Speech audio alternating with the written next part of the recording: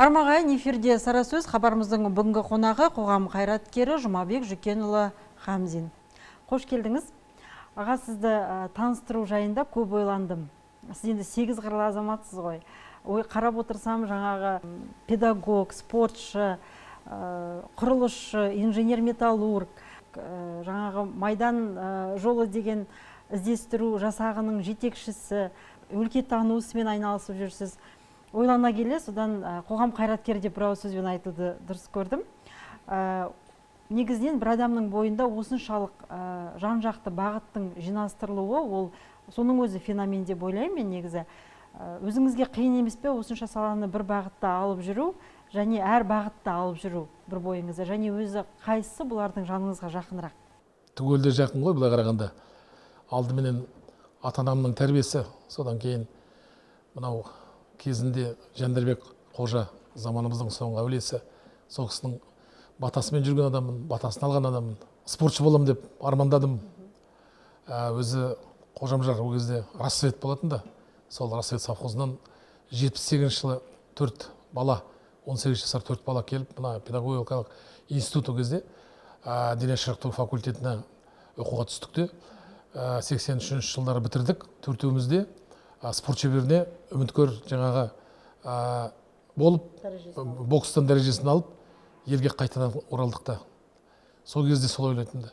Содан кейін елге келгеннен кейін әлгі елде білім алғаннан кейін спорт жарыстарды ұйымдастырып, жастарменен қызмет жасап, облыс көлемінде жастар балалар арасында жақсы жетістіктерге жетіп, сөйтіп жүрдікте, сонда мына ат үстіндегі ағалардың көзіне түсіп, бертін келе комсомол ұйымына шақырып, ол кісілер жаңағы алдыменен Краснокутск қой, ол кезде ауданның Ақтоғай қазіргі жастар ұйымының райком комсомол дейді ғой, соның екінші хатшысы болып тағайындалды.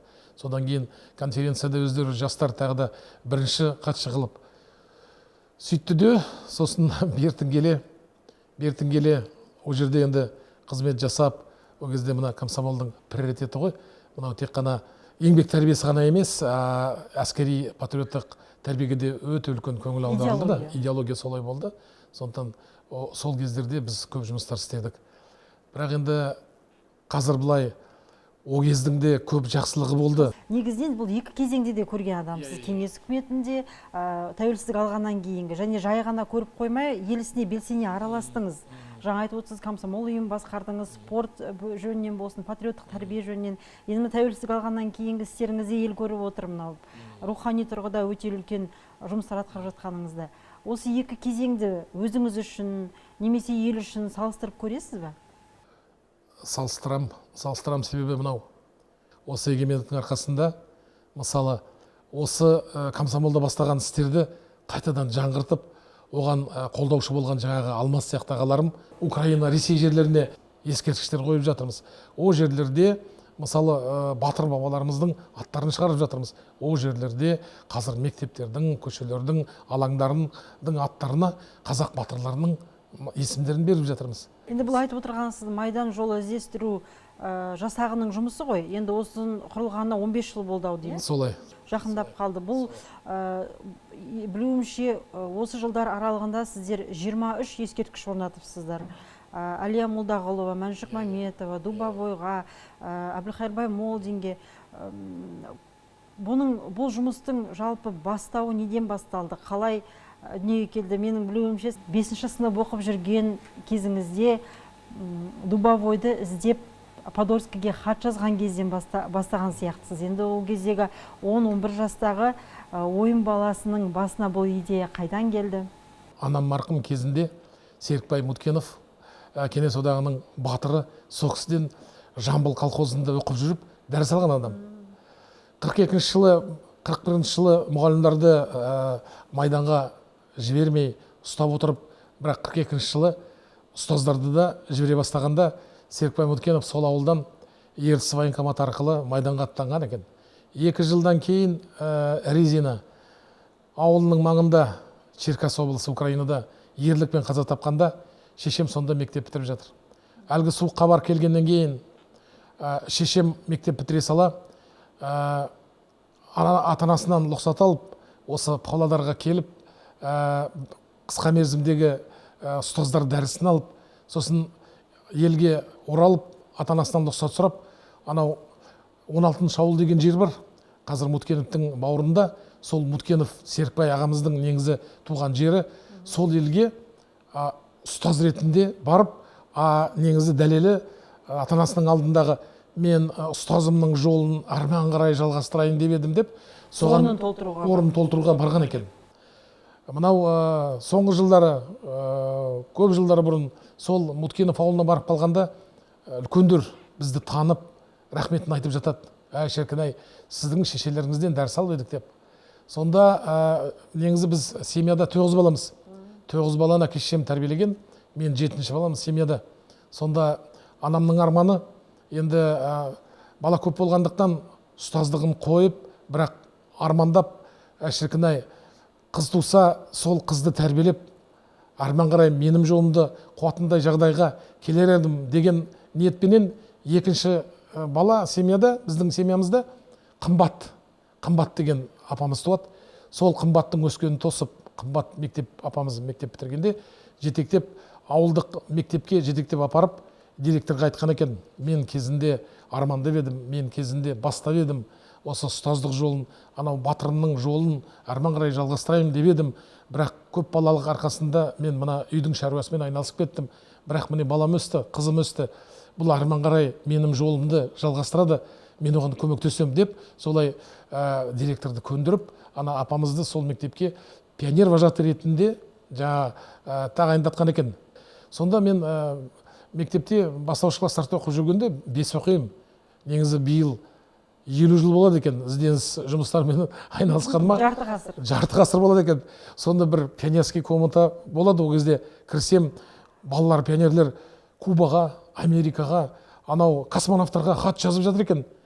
Мен негізі апамның аузынан естіген бір әңгіме, жаңағы біздің жерлесіміз Кубан деген шағын ауыл болатында. Сол жерден Павел Дубовой 28 жауынгерлерменен ерлік көрсете қаза тапқан сол әңгімені өз аузынан естіп, сонда рұқсат сұрағам апамнан, мыналар түгел жазып жатыр ғой, мен де Подольскийға, мына Дубовойды өткенде үйде әңгімеледім ғой, соны мен жазып, іздеп көрейінші деп. Сонда апам рұқсат берді де, оның жауабы 2 айдан кейін келді. Жауабы келгенде былай деген жазу болды, ішінде жаңа сіздің жерлестеріңіз хабарсыз кеткен деп. Сондай ғана жазу келді.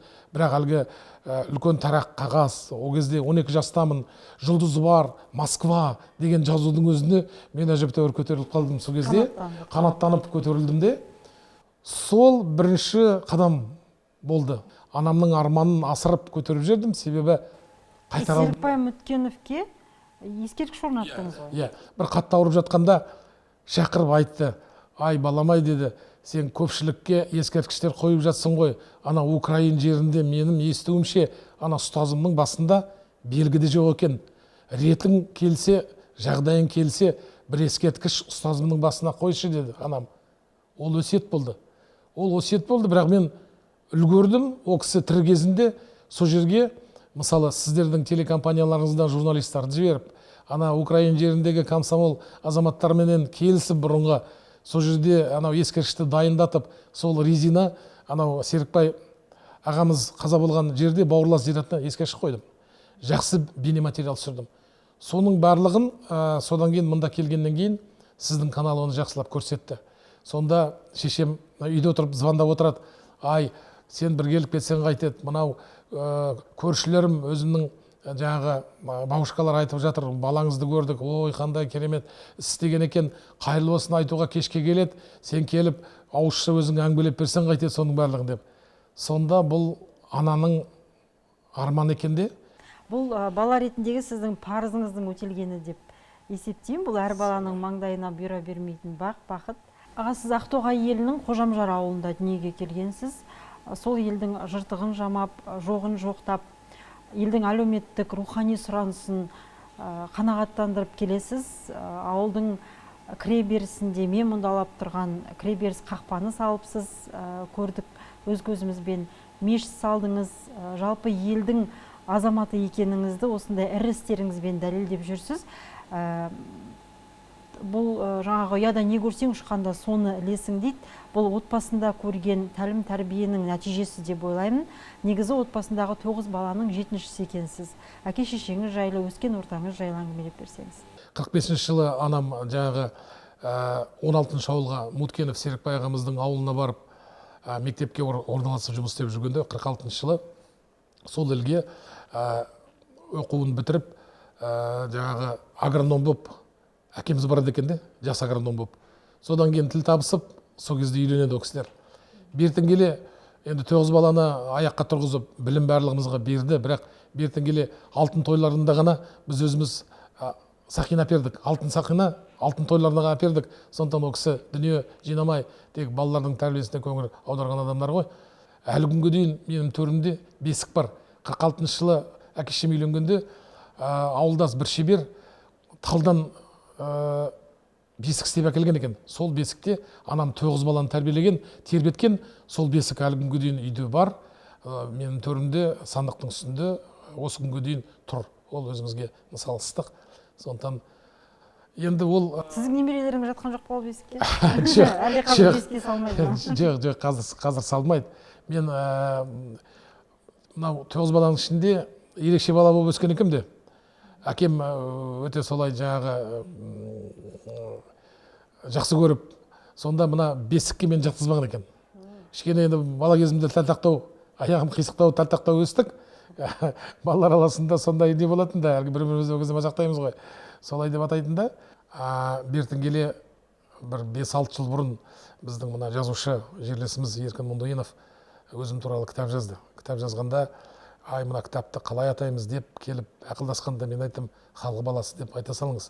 Халық баласы деп айтатын себебім мынау 9 мен бертін келе мынау егемендік елімізге келіп жатқан уақытта, тіліміз дініміз қайтып келіп жатқанда мен басқа ұлт адамды басқа ұлттың адамына үйлендім. Сонда әке шешем ренжіді. Сонда шешем мына Жандарбек атамның алдына барып айтқан екен, 9 бала дүниеге келдім, 8-і оп-оңды, біреу ғана шикілеу дегенде. Ай қарағым ай, анау 8 бала өзіңдікі екен, анау 9-шы шикілеу дегенің ол халықтың баласы дейме деген екен. Біреулер әй осы не керек дегенде, жасың болса келді ғой, немене жүгіре бересің дегенде мен айтамын, бұл ата жолы.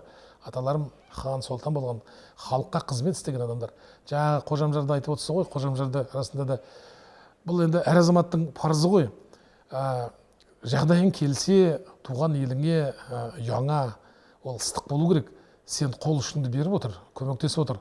Сондықтан мен оған шаршамаймын. Ең алдыменен еліме мешіт салып бердім. Осы тұсқа енді бір сауал туындап отыр. Бүгінгі күнде мына өлкетану ісі деп айтамыз ғой. Қасиетті киелі жерлерді насихаттау, оны насихаттап қана қоймай, анықтап насихаттап қана қоймай, оларға бабаларымызға, аруақтарға, киелі жандарға, Бекбау ата, Жандарбек қожа, Исабек Кешан, Сұлтанбек Сұлтан тәрізді қоғам қайраткерлеріне, ерекше жаралған жандарға ескерткіш орнатып, кесене салып, мешіт салып, сондай бір игілікті мүбәрак істейді ғой, сауапты тарихи істерді атқарып жүрсіз. Осы іске қалай келдіңіз? Жаңа бір белгі берілді ме сізге, жаңа айтып келе жаттыңыз осы жайында? Мына жаңа айтып отырмын ғой, 91 жылы басқа ұлт адамға үйленіп, сосын Жандарбек атамның алдына барып бата тіледім. Ол кезде Ақтоғай жастар ұйымының бірінші хатшысымын.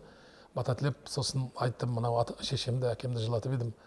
Енді бұл кешірім ретінде мешіт салайын деп едім, батаңызды беріңізші деп. Сонда 5 жылдай мына Ақтоғайдағы мешітті салдым. Сонда мен сезіндім, мына әулие атаның қолдауын, ол кісінің қорғауын мен өзім сезіндім. Сезінгеннен кейін 5 жылдан кейін тойға жақындағанда Алматы, ол кезде муфтият Алматыда Ратбек қажы деген муфти, сол кісінің алдына 2 рет барып рұқсат алып, жаңағы Ақтоғайдағы мешітті Жандарбек атаның атымен атадым. Солай басталды. Содан кейін енді сезіндім, бұл кезінде жай берілмеген бата емес екен деп. Ол кісінің шапаны бар үйде. Ол кісінің басына барып отырамын.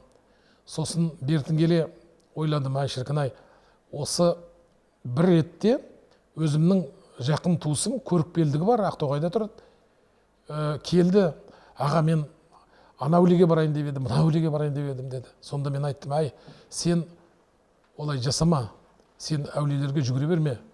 Ата жолы бар, ана жерде Ақкөл жайылмада Ишан Хазірет, Жандарбек аталарым бар. Солардың басына мен апарайын, сен сол жерге ғана барып отыршы дедім. Сол бірінші рет барып, аруақтарменен таныстырып, екінші рет өзі барғанда атам хабар берген екен ол кісіге. Ай, ана Жұман дейді. Жандарбек атам мені Жұмандап кеткен. Жұман қарағыма айта баршы. Мынау болса оразаның ортасына келдік қой. Бір әне жасайым, міне жасайым деген бір ісі бар ойында. Соны оразаның соңына дейін қалдырмасын, бітіріп жерсін деп. Сол келіп жылап айтты. Кеше атам басына барып едім. Сонда атам солай деп айтты. Бірақ мен түсінбей отырмын. Ол не тапсырма деп сосын айттым. Ай, мен мына халықтың арасында атаны көп әңгімелеп отырам. Ол кісінің айтып кеткен аңыздарын, әңгімелерін халыққа жеткізіп отырам.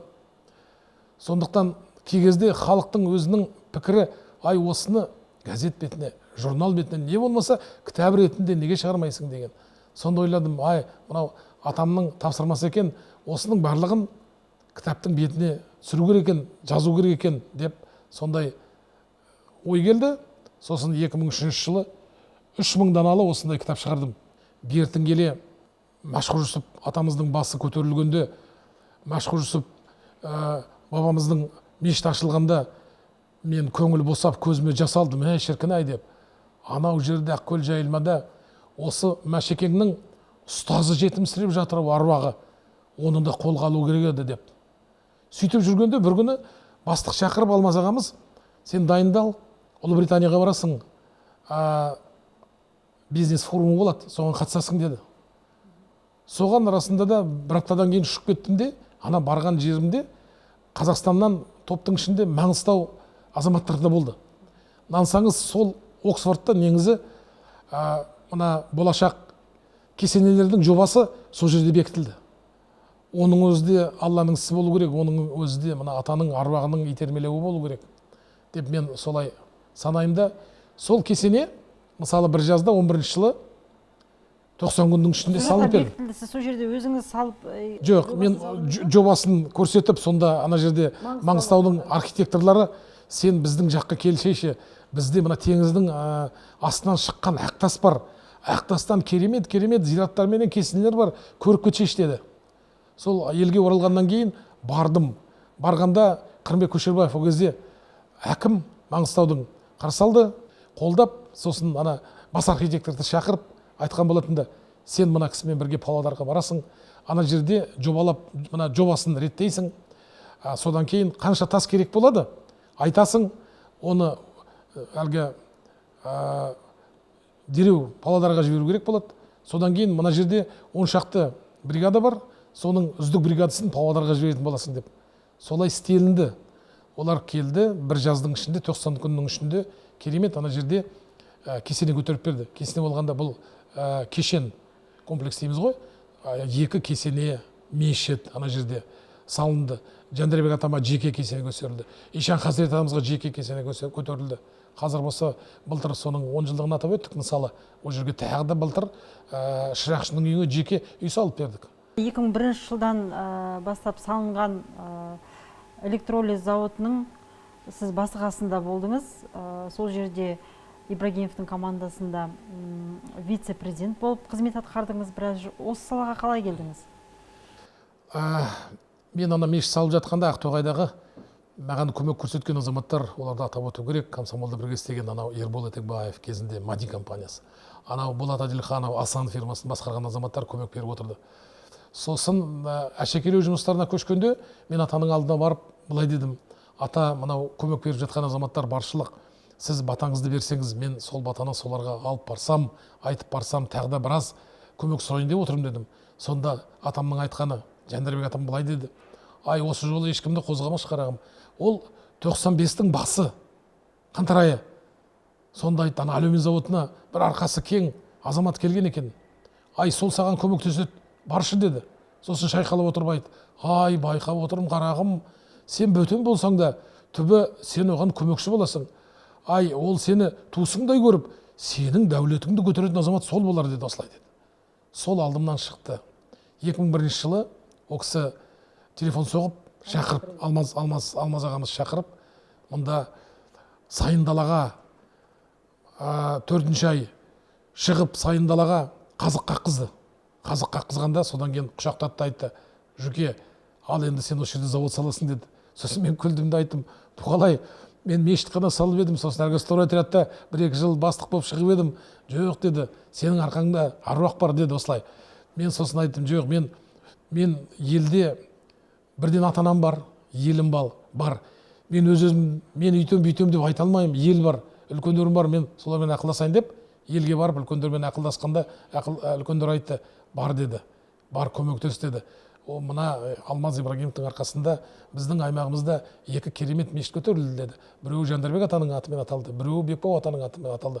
Соған бас демеуші болған осы ағаң емес пе еді? Бар деді жанына. Алмаз Ибрагимов жайлы жазған кітабыңыз, иә? Иә.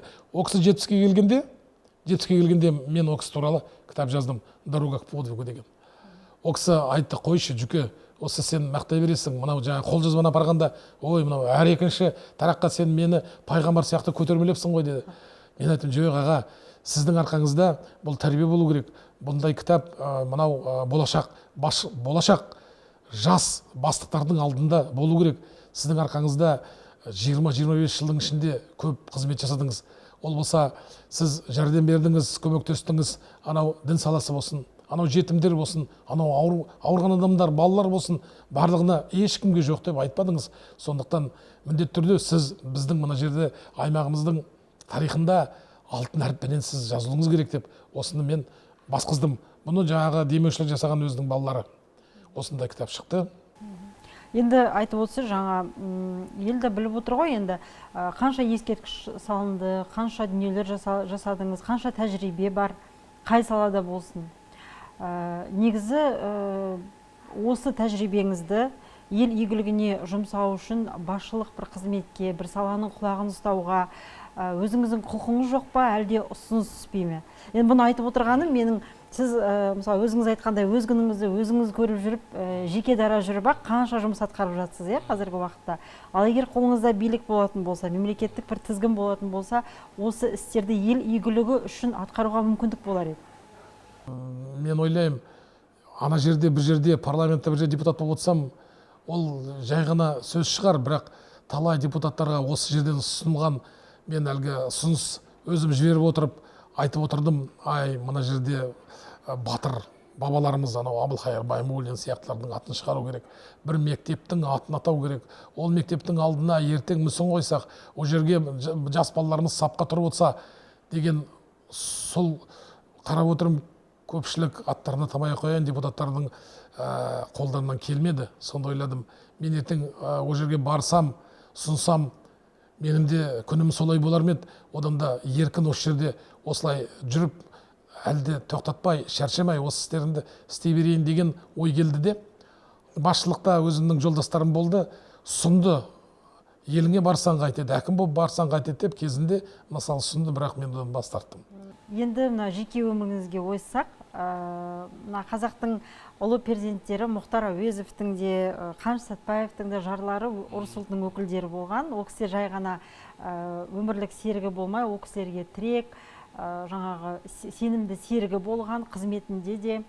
Сіздің де осындай ел алдында игі істер атқарып, ұлт үшін етіп жүрген қызметіңізге қарап, жеңгеміздің де сізге үнемі қолдау білдіретіні сезіліп тұрады. Жаңа айтып өттіңіз, ата-анам қарсы болды деп. Үйдегі жеңгеймен қалай танысып едіңіздер, және үйлену тарихтарыңыз қандай, кейін ата-аналарыңыздың көңілі қалай болды ол кісіге? Енді шешем жолдасымды Әмина деп атап кеткен, ол кісінің аты Әмина. Мынау мешіт салған себебінде, сол мешітті ертең мешіттің тойында кәлима айтқызайын, дін қабылдасын деген ниетпенен бірінші мешіт, атамның мешіті салынған. Бірақ содан кейін де 11 жылы Меккеге апардым. Ол кісіні Меккеге апарып, содан мына Меккенің қағбаның босағасының алдына тізелеп тұрып кәлима айтқыздым. Ол да енді ер азаматқа абырой ғой, бір айтқанда. 30 жылдың үстінде бірге өмір сүріп жатырмыз. 6 немереміз бар. 2 қыз, 1 ұлымыз бар. өзі ұлдың өзі қазір міне биыл 30-ға келеді. Кезінде мешіт-салардың алдында бірге Өзбекстанға барып, Самарқандқа барып, анау Ақсақ Темірдің басында тізелеп тұрып ниеттенген болатын да, сонда ей Алла, ұл бере көр, ұл берсең темір деп атайым деп, сол темір туды. Қазір мінекей менің жобаларыма бірге ат салысып, жаңағы мұрындық болмаса да, бірақ ұйытқы болып жүретін азамат болып өсіп келе жатыр. Сондықтан енді мынау жолдасыма келсем, басқалар бір жерде мүмкін айтып қалса, ай болады ғой, бір ескерткіш қойдың ғой, шаршадық қой, мынау балаларды неге ойламайсың деп, ешқашанда олай мына жолдасымыз сөгіп айтпайды. Сондықтан сондай жағдай, сондай семьямыз бар. Міне 60-тан астық. Ендігі арманымыз, жаңағы өткенде 1-2 жыл бұрын мен мына індеттің алдында аймақ басшысымен кездескен болатын да, Ысқақов мырзамен сонда айтқам, анау Псков маңында, Ленинград түбінде, Москваның түбінде 23 ескерткішіміз бар. Ескерткіш болғанда ол зираттың басындағы ескерткіштер емес, ол қола ескерткіштер, ол анау қола мүсіндер, ол мемориалдар. Енді арман мына аймағымыздың жастарын бір 20-30 баланы сол жерге шығарып, ана жерде ана жергілікті тарихшылар, жергілікті адамдар ауыздарын толтырып, батырларымыздың ерлігін айтып беріп отса, ол жерге бас иіп тұрғанын айтып отса, сонда нұр үстіне нұр деген ой бар. Жақсы, осы сіздің болмысыңыз, ерекшелігіңіз, осындай тұлғалық келбетіңіз өңір тарихында, жалпы қазақ тарихында алтын әріппен жазылып қалатынына біз сенімдіміз. Істеріңізге алдағы сәттілік тілеймін. Рахмет, бүгін біздің сұхбатымызға келіп, тұшымды әңгіме айтқаныңызға. Құрметті көрермен, амандықта жүздесейік.